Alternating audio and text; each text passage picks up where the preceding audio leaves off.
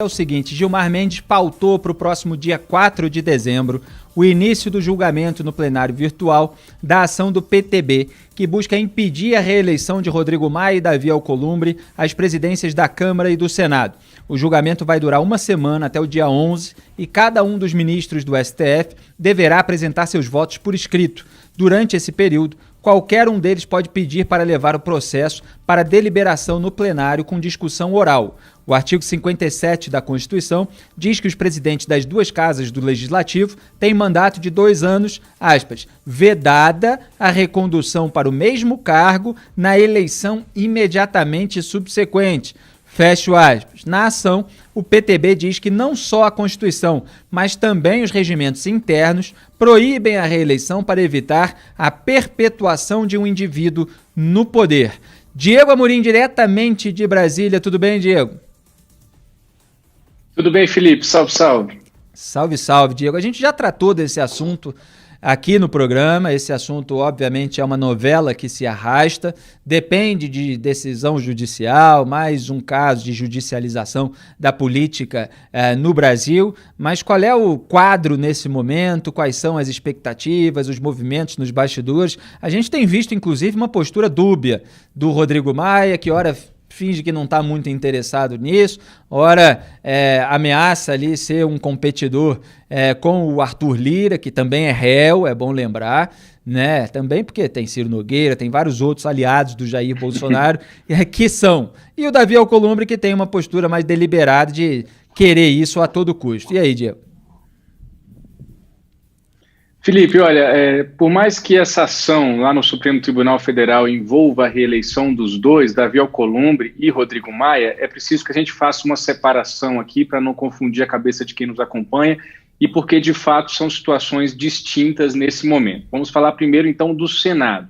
Davi Alcolumbre, desde o ano passado, desde 2019, assim que ele ganhou a eleição, derrotando Renan Calheiros naquela eleição com 82 votos, sendo que o Senado tem 81 senadores, ele já começou de imediato a se movimentar nos bastidores para tentar garantir uma reeleição que hoje, como você bem informou, Felipe, é claramente inconstitucional e, além disso, fere o próprio regimento interno do Senado Federal. O Davi Alcolumbre vinha quebrando a cabeça para saber como que ele concretizaria esse plano de ficar mais 2 anos à frente do Senado e, consequentemente, do Congresso Nacional, porque o presidente do Senado é também o presidente do Congresso.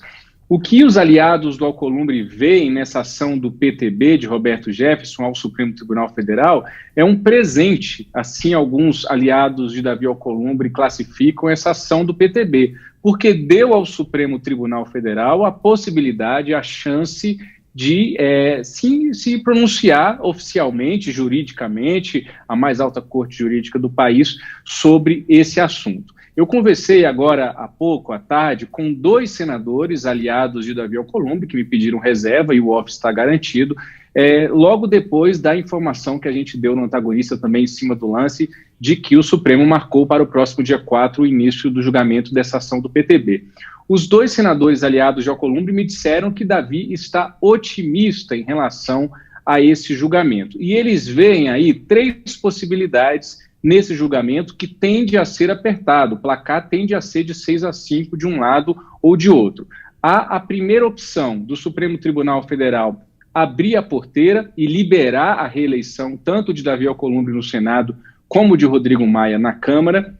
Há a opção de o Supremo Tribunal Federal fazer uma diferenciação e entender que Davi Alcolumbre pode se reeleger, porque o Senado tem um mandato de 8 anos, e Rodrigo Maia não pode se reeleger, porque o deputado tem um mandato menor de 4 anos, fariam ali um malabarismo jurídico para se chegar a essa decisão, e nós sabemos que isso é possível, se tratando de decisões recentes do Supremo Tribunal Federal. E uma terceira opção que os aliados do Alcolumbre veem é a possibilidade de o STF lavar as mãos e dizer o seguinte: olha, isso é assunto interna corporis, né? Isso é assunto do próprio Congresso Nacional, vocês que se virem. Sendo assim, Davi Alcolumbre já tem uma carta na manga, que foi o antagonista, que publicou com exclusividade ainda no início deste ano de 2020, que é um documento da CCJ da década de 90, que trata desse assunto e que o Bandeira, que é o atual secretário-geral da mesa do Senado, conseguiu ali para o Alcolumbre ter isso embaixo da manga para usar se necessário. Então, Davi Alcolumbre está com uma expectativa gigante, Felipe, de que vai dar certo esse projeto pessoal dele de reeleição. A gente tem outros candidatos? Temos no grupo Muda Senado alguns senadores que já colocaram as suas pré-candidaturas, como Jorge Cajuru, do Cidadania de Goiás, e Major Olímpio, do PSL de São Paulo. Mas a real é que com a pandemia, e nós já falamos disso aqui no Papo Antagonista, e quem acompanha o Antagonista também está por dentro desse assunto, o poder do Davi Alcolumbre aumentou, porque nessas sessões virtuais tudo ficou muito concentrado na mão dele e dos seus aliados aqui em Brasília, impedindo assim uma articulação maior por parte de um eventual adversário de peso de Davi Alcolumbre.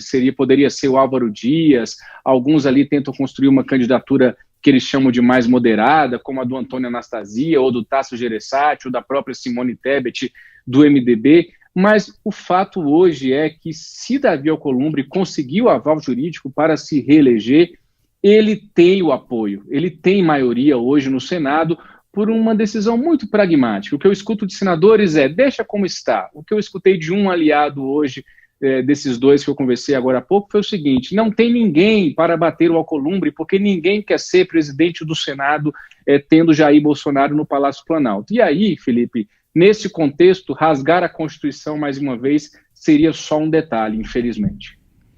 Maravilha, Diego Amorim dando todo o panorama desse andamento, das movimentações sobre a reeleição, possível reeleição de Rodrigo Maia e de Davi Alcolumbre, indo contra todas as regras, né? A gente mostra aqui as regras, entre aspas, a Constituição, os regimentos internos, mas o Brasil está sempre sujeito a essas decisões judiciais e até legislativas que são puxadinho para favorecer alguém momentaneamente e que aí ficam como herança para outros oportunistas no futuro. Já há o problema da reeleição no Poder Executivo. Aliás, foi tema da coluna do Sérgio Moro na Cruzoé dessa última semana. Quer dizer, a primeira medida dele numa possível presidência, como o Diogo Mainardi acabou comentando, seria o fim da reeleição, da qual a reeleição se arrependeu, né, pelo menos expressamente, verbalmente, em artigo, o ex-presidente da República, Fernando Henrique Cardoso, que foi aí o padrinho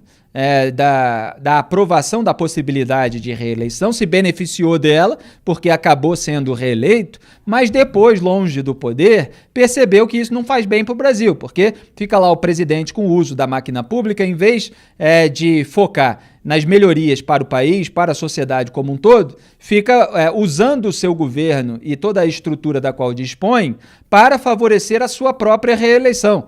E aí a gente vive o que provavelmente o Brasil vai viver agora em 2021 e 2022, porque já vive em 2020, né? Que é justamente como fazer para o presidente ser reeleito. Então, como vamos turbinar o auxílio emergencial e o Bolsa Família, prorrogá-los, etc., para que o presidente não perca a popularidade com esses beneficiários, já que perdeu nas capitais, onde o fluxo de informação, inclusive, é maior, em razão dos seus estelionatos eleitorais, de ter defendido em campanha o combate à corrupção e, quando chegou no governo, fez exatamente o contrário para blindar a família encalacrada com a justiça, depois que veio à tona a sujeira no gabinete, né? Então, é preciso que esse tema seja tratado com cuidado e a gente aqui trata de todos os detalhes. Aliás, eu queria acrescentar aqui algumas informações sobre o Rodrigo Maia. O Diego Amorim, se tiver considerações a fazer, fique à vontade, porque o presidente da Câmara criou uma comissão de juristas para elaborar um anteprojeto de lei que sistematize as normas de processo constitucional. Segundo ele, é necessário conferir uniformidade e atualização das legislações aplicáveis à evolução da jurisprudência do Supremo Tribunal Federal.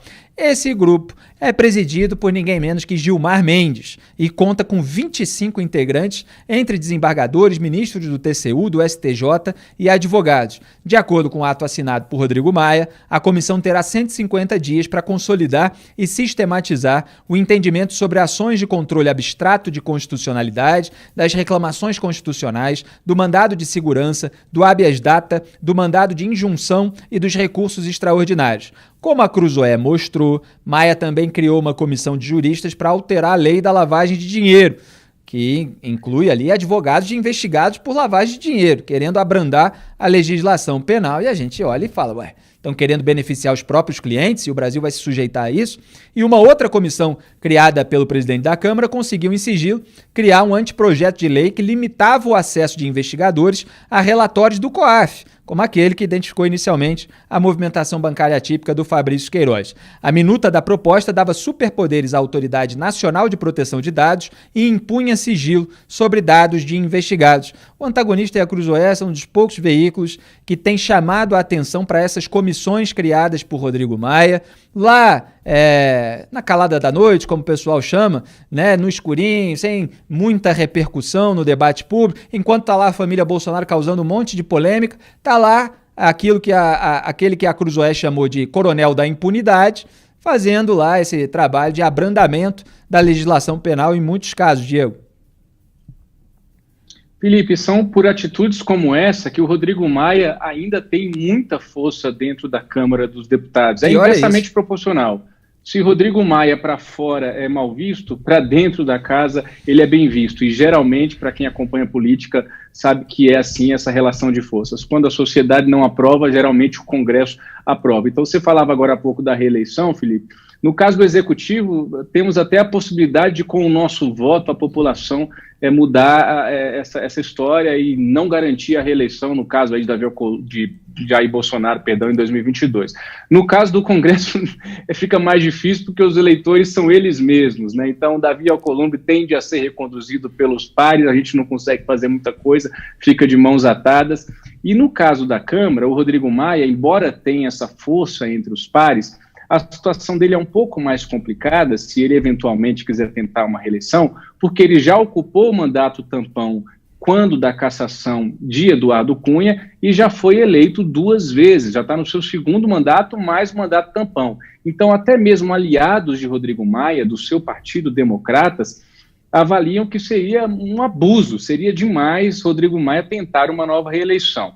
A informação que eu tenho de aliados de Rodrigo Maia é que se ele insistir, isso não está descartado, ele perderia importantes apoios na largada. E aí abriria o leque para a vitória de Arthur Lira, expoente do Centrão, réu por corrupção e candidato de Jair Bolsonaro. Hoje, se Rodrigo Maia, semana passada a gente falou da força do Arthur Lira, mas em uma semana tudo muda aqui em Brasília. Nesses últimos dias, Rodrigo Maia fez vários converscotes, reuniões com aliados para tentar o apoio da esquerda, que com seus partidos raiz, esquerda raiz, PT, PSB, PSOL, PDT, tem 130 votos, cerca de 130 votos, e os partidos de esquerda podem, portanto, decidir essa eleição. Falei agora há pouco com um deputado petista que me garantiu que no Arthur Lira eles não vão votar. É provável, então, hoje, que pelo menos no PT haja uma disposição maior para apoiar um indicado de Rodrigo Maia, ainda que venha a ser Baleia Rossi, que é do MDB de Michel Temer, do impeachment de Dilma Rousseff, do que o PT andar de mãos dadas com um candidato bolsonarista, assim digamos, que seria o Arthur Lira. Mas na Câmara o jogo está muito mais aberto para ser jogado ainda do que no Senado, onde a situação do Davi Alcolumbre é muito mais confortável.